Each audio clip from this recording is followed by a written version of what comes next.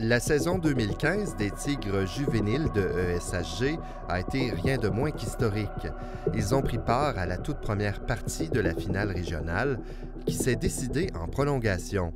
De plus, l'équipe juvénile a remporté le championnat du Bol d'or à La Chute contre l'école secondaire Lavigne. Mais une nouvelle saison s'annonce. Une nouvelle saison où tout peut arriver. Où les défis ne manquent pas pour les 3 équipes de football de l'école secondaire Hormisdas-Gamelin.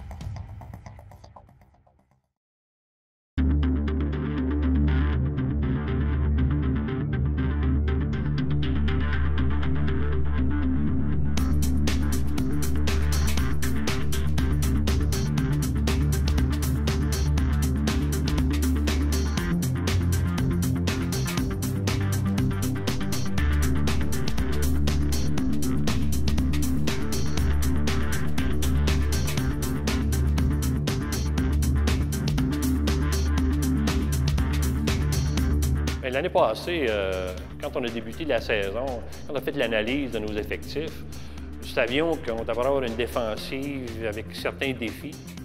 Nous savions aussi qu'offensivement, on avait une grosse ligne offensive puis un porteur de ballon. Il y avait beaucoup de points d'interrogation.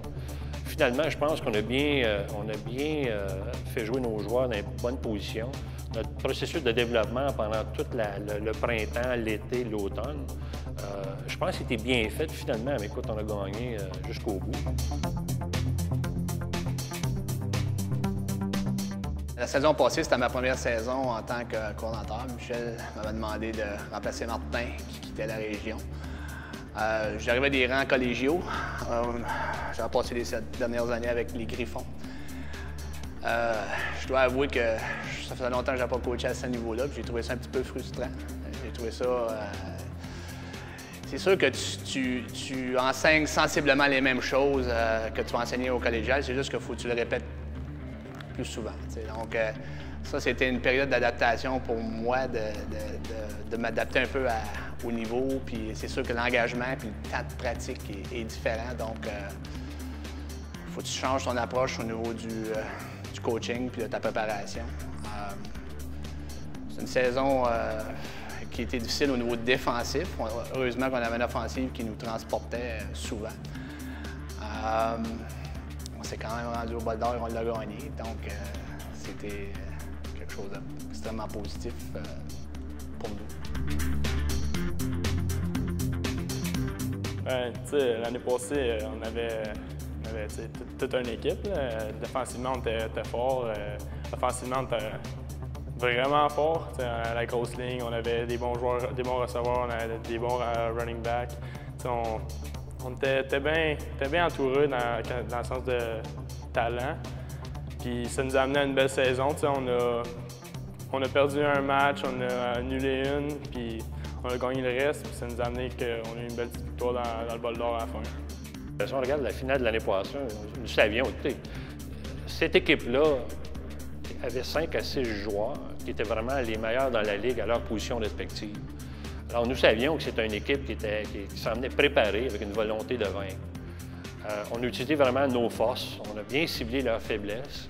Je vous dis, c'est un match, je suis absolument certain, j'ai dû avoir perdu 4 à 5 ans d'espérance de vie, parce qu'au niveau stress puis émotion, c'était, écoutez, à 55 ans, j'en ai vécu beaucoup d'émotions, c'était dans mes top 2-3, ça c'est clair. C'est sûr que des parties comme ça, c'est ça qui te fait réaliser pourquoi tu es dans ce sport-là, parce que c'est un sport d'émotion, puis c'était des hauts, comme tu dis, des rebondissements, des revirements. C'est quelque chose qui te fait réaliser comment ta saison se joue en quelques secondes. On se rappelle rarement les perdants d'une finale. Puis même si tu étais bon pendant la saison, c'est là que ça compte. C'était une partie qui était extrêmement difficile émotivement.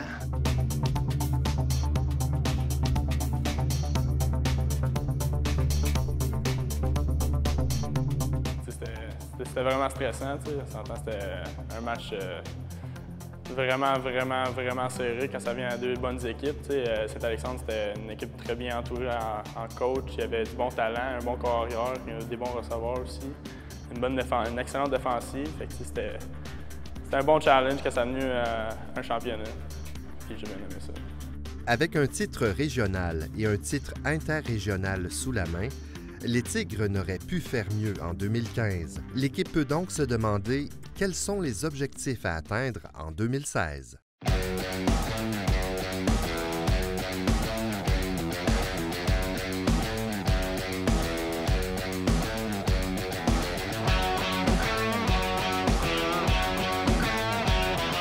C'est sûr que cette année, la finale elle va se passer sur notre terrain, donc rien de moins. On veut se rendre évidemment, on veut se rendre jusqu'au bout. On veut offrir la meilleure performance qu'on va pouvoir, puis on veut bien sûr sortir encore avec un autre titre. C'est tout le temps l'objectif. Tu es champion une année, mais ensuite, tu n'es plus champion. Tu recommences à zéro. Par contre, je suis assez fier de voir ce qu'on a comme équipe. On a une équipe qui, je pense, défensivement, on est pas mal plus solide. Il y a du très bon talent qui est monté du cadet. Nos meilleurs vétérans de l'année passée sont de retour, alors on est assez confiants au niveau défensif. Offensivement, on est plus diversifié. On a quand même encore une très bonne ligne offensive. On a un peu plus d'expérience. On a d'excellents vétérans. J'ai pleinement confiance à nos jeunes.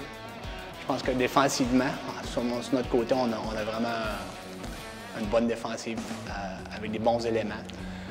À l'offensive, on a perdu quelques gros morceaux, sans dire pour autant des gros bonhommes qu'on a perdus, qui sont rendus au niveau collégial maintenant, mais je pense qu'on a une bonne offensive, on va être plus varié, puis ça va nos objectifs, c'est bien sûr de faire progresser les jeunes, puis c'est tout le temps ça quand même, puis faire grandir là-dedans, puis gagner, les amener, c'est tout le temps des gagnants, mais on veut les amener à apprendre à gagner aussi.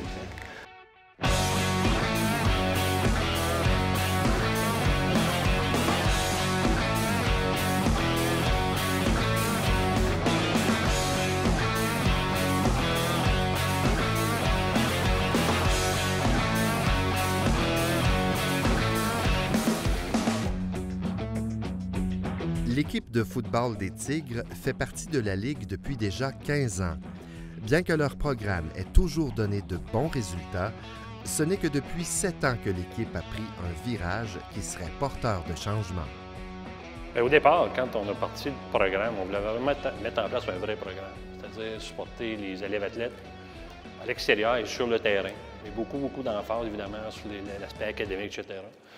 Vous saviez, on se rendait en finale, puis on avait des saisons de 5 ans. Les choses allaient bien. Il y a environ 7 ans, on passe une entrevue à un coach, un entraîneur venu coacher avec nous. Puis, vous savez, quand vous parlez de vos propres enfants, c'est toujours les plus beaux, les plus fins, les plus smart. Puis moi, je parlais des Tigres, je suis parti sur un envolé oratoire.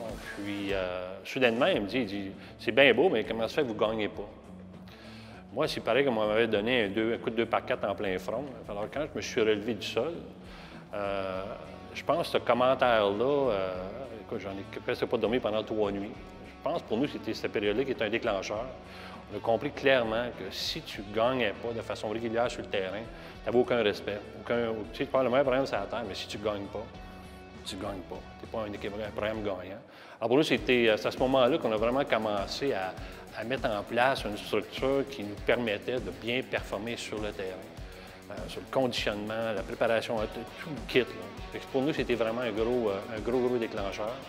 Se faire dire ça, c'est pas évident, mais aujourd'hui, on le remercie énormément. Je pense que ce commentaire-là a tout simplement réveillé un tigre qui dormait là. T'sais.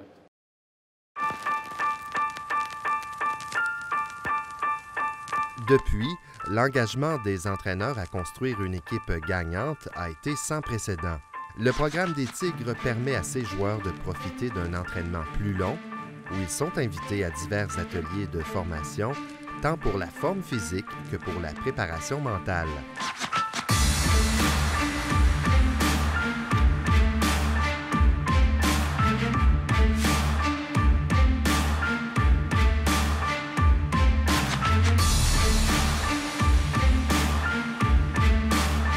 Nous, on a compris il y a un bout de temps, c'est que si tu veux vraiment performer sur le terrain, tu dois faire du football 12 mois par année.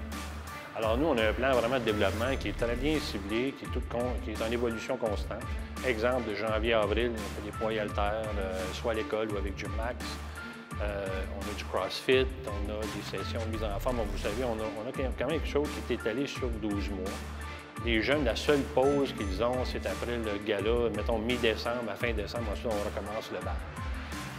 C'était bien songé, puis comme je mentionnais tantôt, c'est en constante évolution parce qu'on fait beaucoup de cliniques, on voit qu'est-ce qui se fait de nouveau, puis on l'adapte à notre programme. Je pense que c'est une formule qui est gagnante. Les jeunes ont un prix à payer si tu veux jouer au football, puis il faut faire certain qu'ils sont encadrés de façon adéquate.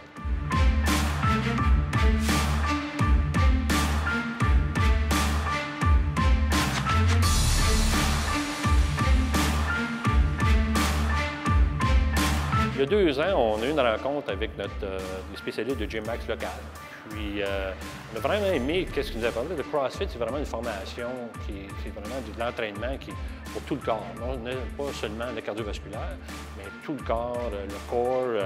On a considéré que c'était une formation qui était plus complète et mieux adaptée à des joueurs de football.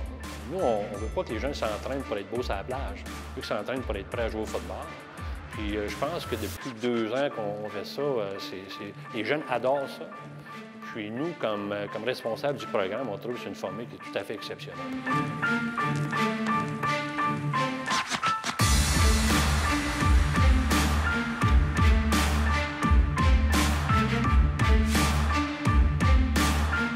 Avant de rentrer dans la saison, on a le CrossFit l'été.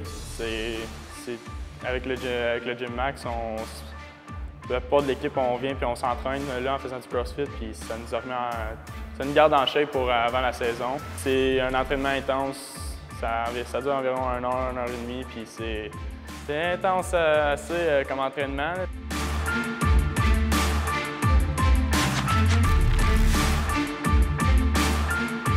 On est 2 à 3 personnes qui travaillent en équipe en vue d'augmenter les aptitudes physiques des jeunes.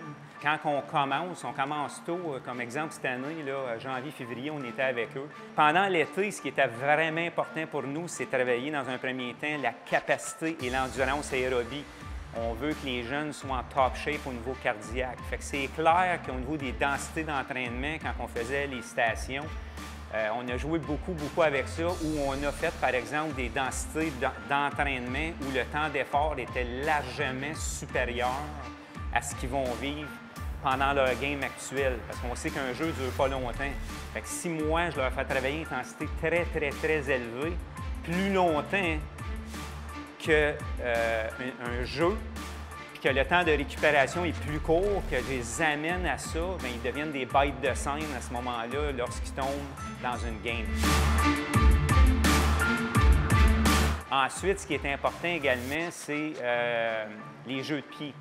Donc, c'est sûr qu'on avait des échelles d'agilité. Donc, tout le jeu de pied, quickness, ça faisait partie, c'était imprégné dans 1 ou 2 stations. Moi, c'était clair que moi et mon équipe, que pendant toutes les sessions qu'on a eues, on travaillait à différents niveaux, mais à chaque fois. Après ça, il y a de la puissance. Ça veut dire que soit qu'on allait, admettons, avec des cleans, soit qu'on allait avec des snatchs, avec kettlebell. Fait qu'il y avait des éléments de puissance. Donc, ce qu'on fait, dans le fond, au niveau physique, c'est qu'on amène les jeunes à soit continuer à être en top shape, mais toujours progresser dans leurs conditions physiques. Et étant donné que c'est relié à l'effort, donc c'est une course contre montre, fait que c'est toujours un peu dans l'idée de faire le maximum de répétitions dans un temps donné. Bien, automatiquement, tu as un élément force, vitesse, puissance qui est très payant au football. Fait que les jeunes, ils arrivent au pré-camp après saison, puis vraiment tous ont augmenté leur capacité physiologique, là, sont donc prêts pour leur saison.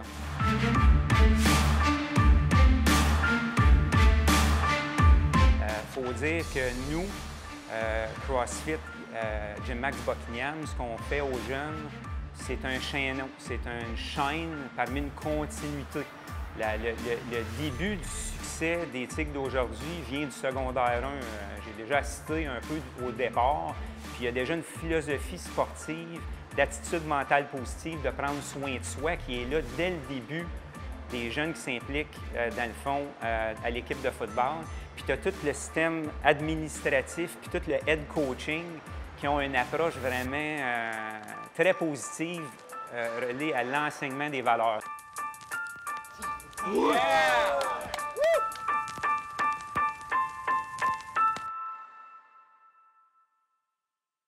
À la venue du premier match local des Tigres de ESHG, l'équipe est préparée.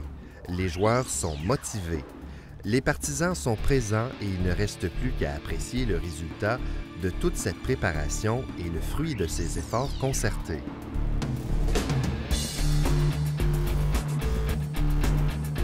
Fidèles à leur tradition, les Tigres juvéniles ont prévu un avant-match spécial pour leur premier match à domicile. Les cheerleaders du Red Blacks de Ottawa ont accueilli sur le terrain les joueurs sous les applaudissements de la foule.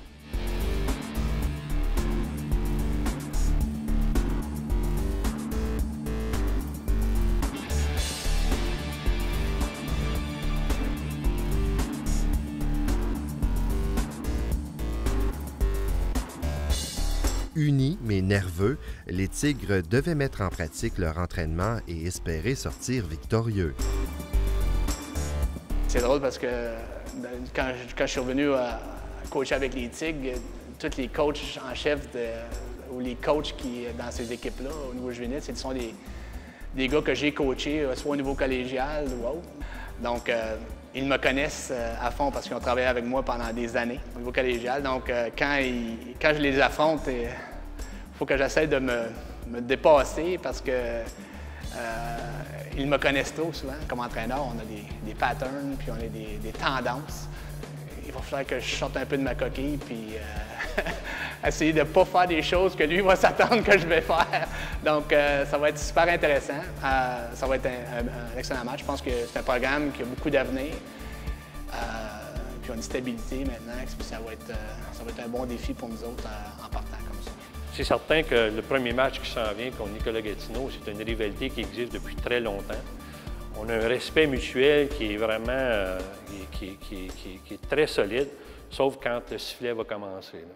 On est là pour gagner, puis eux autres aussi.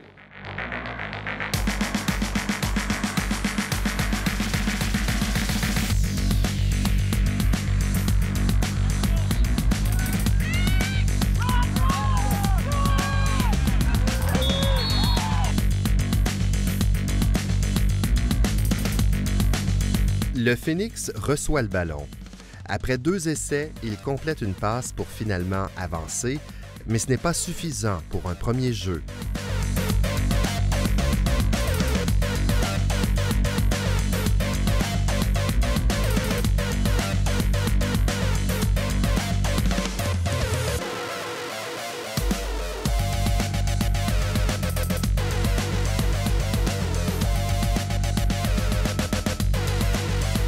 Ils dégagent donc le ballon aux Tigres après leurs 4 tentatives.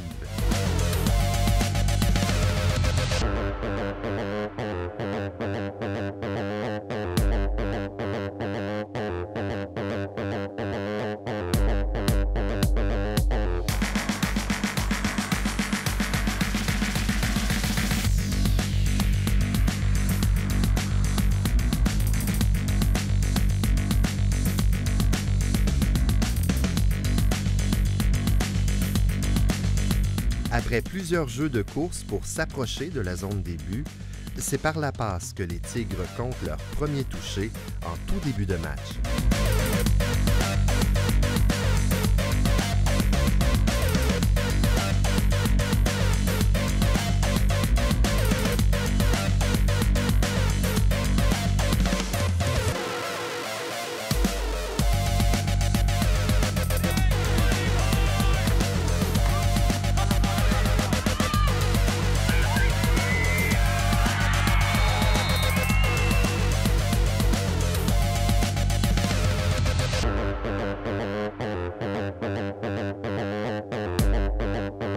Le Phoenix, tout comme les Tigres, n'arrive pas à générer d'offensive lors de leur prochaine possession.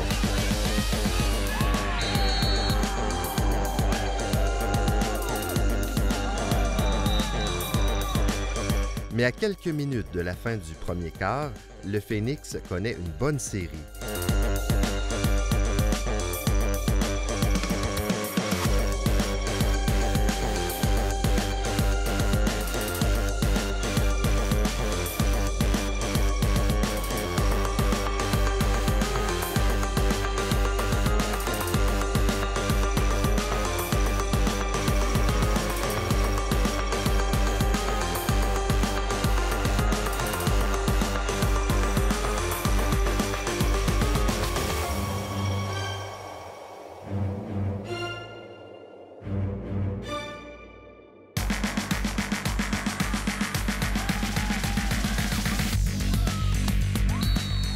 Ils sont toutefois arrêtés à la ligne de 20 verges et ils ne réussiront qu'à afficher un seul point au tableau.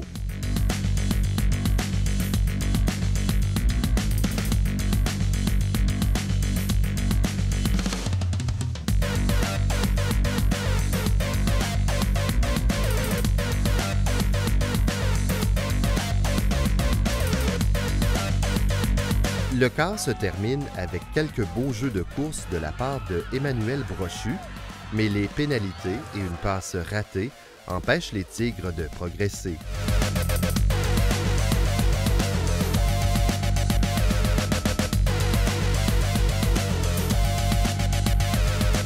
Toutefois, sur un troisième essai, la ligne offensive ferait le chemin à Brochu, qui court 23 verges pour un premier essai.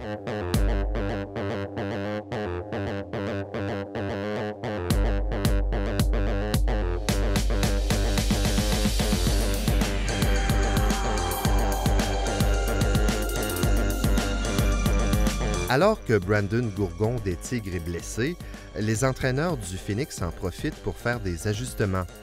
Avec les Tigres si proches des buts, ils ne voudraient pas voir leur équipe tirer de l'arrière par 2 touchés. Mais c'est exactement ce qui allait se produire. Après quelques jeux au sol, c'est une passe de Charles-Alexandre Turcot qui donne le toucher aux Tigres. Le converti est réussi. La marque est maintenant de 13-1 pour l'équipe locale. Le retour à l'offensive du Phoenix est de courte durée. Après une première passe réussie pour un court gain, le quart arrière du Phoenix rate une passe et se fait intercepter par Alexis Parent des Tigres.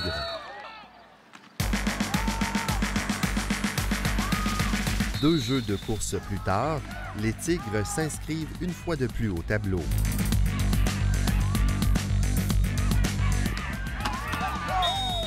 Avec un converti de 2 points, la marque des Tigres s'élève à 21.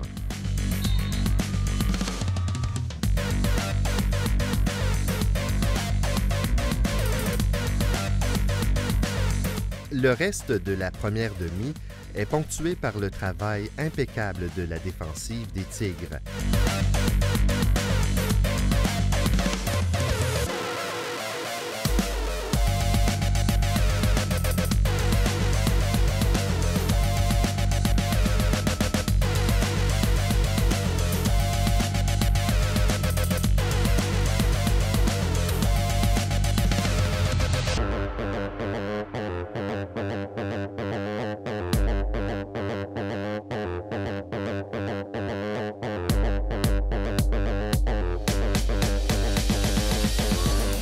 Malgré tous leurs efforts, le Phoenix devra aller en pause avec un déficit de 20 points et devront compter sur leur défensive dès leur retour sur le terrain, alors que les Tigres auront possession du ballon.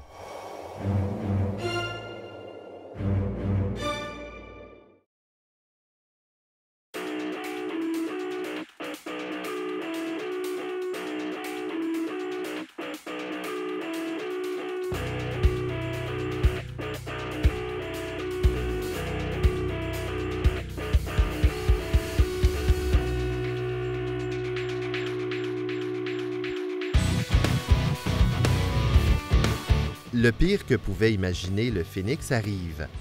Dès leur entrée sur le terrain, l'attaque des Tigres domine par la force de sa ligne offensive et l'agilité des porteurs de ballon légers et brochus.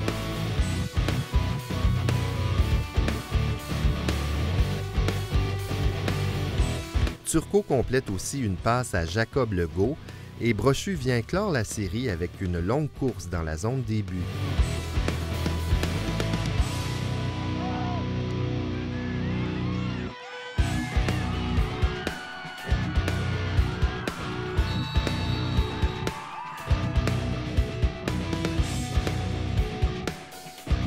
Les entraîneurs s'empressent de féliciter l'excellente exécution de leur ligne offensive. Le Phénix réussit quelques beaux jeux en ce troisième quart.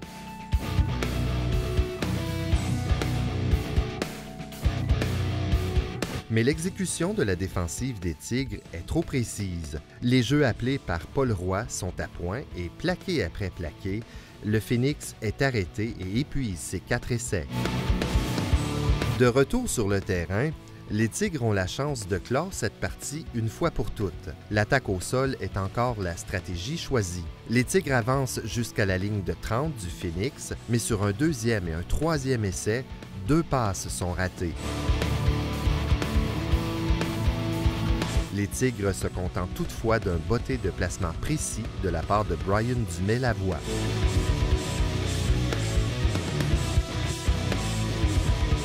Jusqu'à la fin de la partie, le Phénix tente par tous les moyens de s'inscrire au tableau, question d'avoir la satisfaction de réussir un toucher. Mais les Tigres de ESHG refusent de flancher. Si Paul Roy voulait voir du changement pour sa deuxième année à titre de coordonnateur défensif, il a été servi ce soir. La défensive a offert une performance impeccable contre une organisation solide, soit le Phénix, qui l'année dernière avait été éliminé en quart de finale. Somme toute, la préparation de l'équipe en vue de la saison 2016 semble avoir donné les résultats escomptés. C'est un excellent départ pour les troupes de Michel Roy, mais une saison de football n'est pas un sprint. C'est plutôt un marathon où la ligne d'arrivée est la finale régionale qui, cette année, se disputera sur le terrain des Tigres de ESHG.